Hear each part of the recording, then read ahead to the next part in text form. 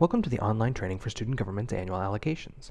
We have a series of 4 training modules for you, including an Annual overview, a module about accessing and utilizing the RSO funding website, a module on building your event budgets, and finally, a module about what to do once your decision comes in. In the first module, we're going to talk a little bit about the committee, its purpose, and how that informs the decisions it makes.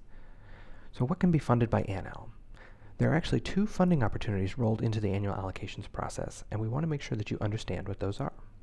We also want to make sure that you know what you need to do to apply, as well as when various deadlines occur. Finally, the committee goals and considerations and imparting your vision sections are going to talk about what the committee is looking for and what they're considering when reviewing budgets, and how you can express your goals and needs to the committee most effectively. A very basic overview of SG annual allocations is that it's a committee of students allocating money that comes from student fees. It's students giving money to students for campus life activities. So how do you apply? It's all done online through the RSO funding website, rsofunding.uchicago.edu. The mechanics of using the site are the focus of the next training module. Annual allocations provides RSOs with some of their primary budget needs for the upcoming year. Those generally include your top priorities and annual events or programs, as well as operational expenses and funding for events occurring before the 5th week of fall when SGFC begins meeting. If you have new programs that you're going to try out next year, it might be a better fit to go to SGFC once you're a little closer to the program date and know what the costs and needs are going to be.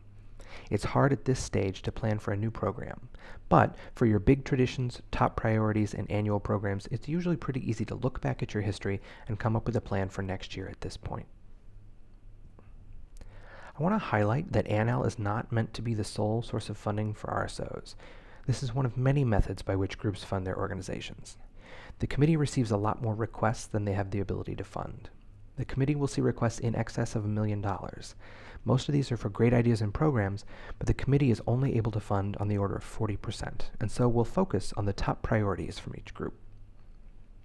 Getting some funding decisions now through Annual gives you the seed money for your major programs so that you can start the rest of your fundraising efforts in the summer or early in the fall. These efforts would include brainstorming your fundraisers, planning when you might charge for tickets for events, seeking co-sponsorships, and applying to other funding committees. As I mentioned earlier, there are 2 funds running in this process. We've combined these 2 so that it's a streamlined application process. You can apply for both at the same time, and you don't have to have a second application process to contend with. The first is Student Government's Annual Allocations. This is for campus events and programs and operational expenses. These are the kinds of things that you would take to SGFC during the year if you didn't get Annual funding for them. Note that Annual Allocations does not fund capital improvements or student travel taking place after the 5th week of fall. SGFC has funds set aside for capital and travel expenses that you can apply for next year. The second fund is the Community Service Fund. They also have an annual process for direct service projects in the community, as well as community-focused events and programs. It's important to keep in mind that there are some additional criteria for applying for the Community Service Fund. The first is the benefit test. They want to see that 50% plus 1 of the individuals benefiting from your event or program are coming from the wider community and not just the university. That's how they define community-focused programs. Additionally, for any request that goes to the Community Service Fund, they require that 10% of the event cost be fundraised. Many groups will have a mix of events from the Community Service Fund and Annual in their budget. This is perfectly normal, and your budgets will be reviewed based on which committee you have indicated your budget for each individual event. There are several steps that you'll need to complete to meet the requirements to apply for funding through annual allocations. It's really important to take some time at this early stage and make sure to become familiar with what you need to do, as missing out on any of these steps can disqualify your application. Please note that this isn't the only opportunity for funding for next year. You will be able to apply to SGFC or CSF next year for any programs not funded through Annual, whether or not you included them on your Annual budget. So, don't rush to submit an Annual budget for a program that isn't ready. The first application eligibility requirement is that your RSO must be in at least its 2nd year. If you're a brand new student organization in our red category, you will have the opportunity to get funding next year by working with SGFC, but you will not be eligible for Annual in your 1st year. The second step is for you to have active RSO status. Every year, the Center for Leadership and Involvement requires that each RSO registers through Blueprint in the spring, complete required trainings, and participate in a fall orientation. You have to have completed those requirements to be eligible for funding. If your organization did not complete those requirements and has a frozen status, you'll find a notification in the RSO funding website that you're ineligible to submit a new budget. If your RSO is frozen, you can contact your RSO advisor to find out what steps you might have missed, but you will not be eligible for ANAL this year. The next step is to complete ANAL training, which you're working on right now. A member of your team will need to complete the TED Ed module training associated with this video and complete all of the questions included in the Think section to the right of the screen. Each organization will need to have a representative complete the training, and each completion will satisfy the training requirement for only a single organization. You will not be able to confer completion credit across multiple organizations from a single submission. Next is a meeting with an RSO advisor. After the training deadline, you will receive a communication from the Student Activities Center that includes a link to the online calendar where you can sign up to meet with an advisor during second, third, or fourth week. These meetings will not focus on details or line items within your budget, but rather will be used to discuss your organization's mission, goals, and how those inform your ANAL budget priorities. Depending on your organization's classification, you may be assigned to meet with a peer advisor, your regularly assigned advisor, or one of our other advisors. Failure to complete the meeting requirement will mean that your budget is not considered for ANAL.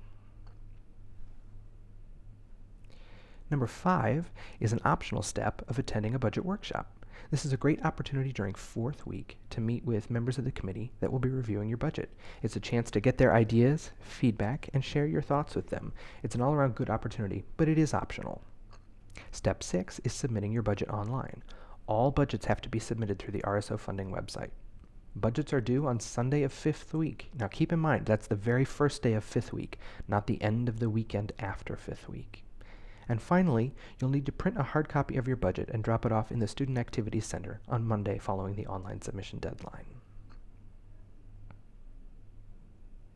Deadline information is posted on our website with specific dates for the current academic year, so you can see exactly when things are due, but I just want to talk you through some of the schedule really quickly. The online training for TED Ed module opens 10th week of winter quarter and is due by the end of spring break. 2nd through 4th weeks are the meetings with your advisor. Make sure you're on the lookout for the meeting sign-up link mid-first week so that you can sign up early. If you wait to sign up, you may find you have limited options. 4th week are the optional budget workshops that are really helpful. And then the very beginning of 5th week is when budgets are due. Following that, in 6th week, you'll get your decisions online through the website. You'll be able to log in to see those. If you feel you have a need to appeal, 7th week is the due date for appeals. For the Community Service Fund annual allocations, the decisions will come out 7th week, and appeals due date will be the following during 8th week. Again, the full timeline with specific dates is available on the Center for Leadership and Involvement website and is linked via the funding website. It's important to familiarize yourself so you don't miss any of these deadlines. When the committee is reviewing your budget, what are they looking for? What do they want to see? And what are they asking from you? The committee's goal is to take the student fee funds that they have and allocate them across as many different interests, communities, and types of activities that they can, so that these fee funds, paid into by all students, have a broad reach on campus. They're going to review how your proposed events and programs meet your goals and where they fit in that sort of mosaic of campus offerings. What are the considerations that they're going to review your budget to decide on what they're able to fund? Well, there are quite a few components to that. The first is the current resources available to your organization. You will be asked to provide an accounting for the amount of money that you expect to have in your account at the end of this year. They want to know what that money is earmarked for in the next year. If you were to have a high account balance at the end of the year with no specific plans for what to do with it, the committee is probably going to expect that you use those funds that you already have to pay for your events, and they're going to use their funds to fund organizations or events that don't already have resources available. This allows them to ensure that as many events and programs are occurring on campus in the coming year as possible. So it's very important to be thoughtful in explaining an account balance and how you plan to utilize it. The committee also wants to see a history of responsible budgeting and programming. Have you ever held this event in the past? Was it successful? Have you been able to stay on budget? And has your budget met your needs? They need to be sure that they can count on the information you're giving them and that you'll be able to follow through once they give you money for your programs. They also want to see your commitment to fundraising.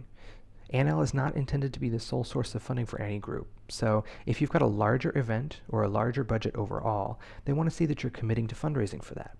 They want to understand the effort you're putting into achieving your goals so they can gauge your commitment to your programs and support those events accordingly. They're also going to consider the availability of other funding opportunities. There are lots of different funds on campus, some of which have a particular focus, whether it's the arts, a specific academic discipline, or multicultural events. They're all going to consider what other opportunities are out there, and if the event you're proposing fits with one of those other opportunities, they're probably going to expect that you find some level of support from those other sources as well.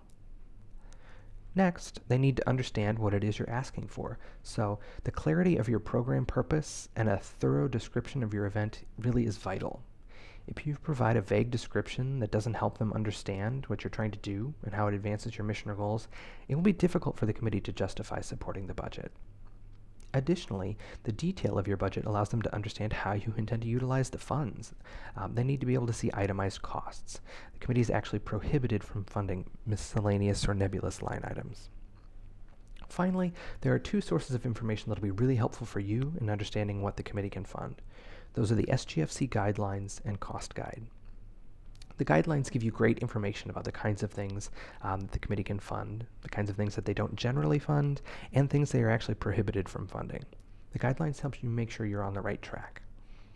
The second is the SGFC cost guide. This guide includes information about some of the most common expenses they see and provides a good idea of the range of costs that they will consider for those.